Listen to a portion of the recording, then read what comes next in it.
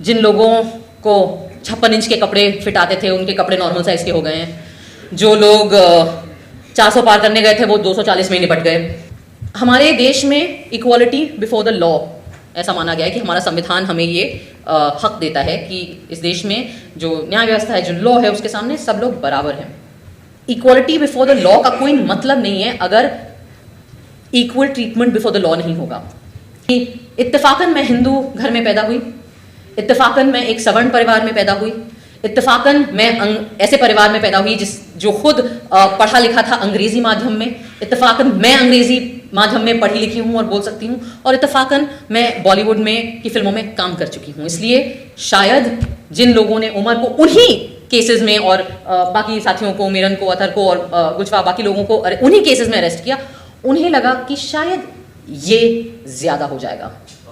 आप एक मुसलमान को आतंकवादी बता सकते हो, लेकिन शायद एक Hindu x naval officer, teacher, professor mother की बेटी को आतंकवादी बताना थोड़ा ज्यादा हो जाएगा, कन्वीनियंट नहीं होगा हमारी मीडिया के लिए। उसमें उमर की एक डेट आने वाली थी बेल की, और उसके पहले ही जो न्यायाधीश थे जिन्होंने सुनना था वो केस, उन्होंने अपने आप को रेक्यूज कर लिया।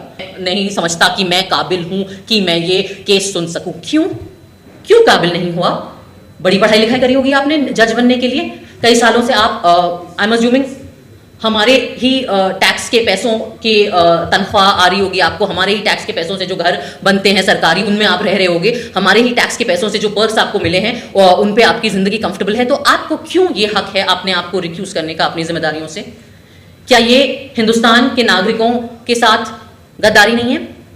आप केस पढ़ें, आप अपनी बुक्स देखें, आप अपना कॉन्स्टिट्यूशन देखें, आप जो भी आईपीसी देखें और आप उसके ऊपर डिसाइड करें। इसका आपको वक्त नहीं मिल रहा है। कपिल सिब्बल साहब ने कहा कि मुझे 20 मिनट दे दीजिए, आपको 20 मिनट नहीं मिल रहे हैं। माननीय प्रधानमंत्री के साथ आपको गणेश पूजा करने का बहुत वक्त मिल गया था, पर अपना काम करने के लिए 20 मिनट नहीं मिलते हमारे न्यायाधीशों को।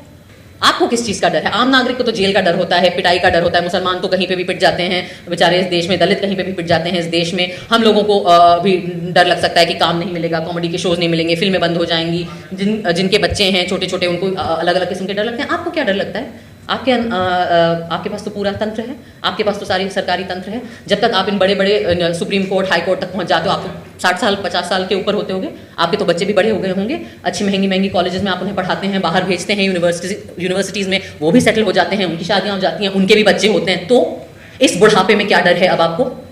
अब क्या लालच है आपके अंदर? क्या चाहिए आपको?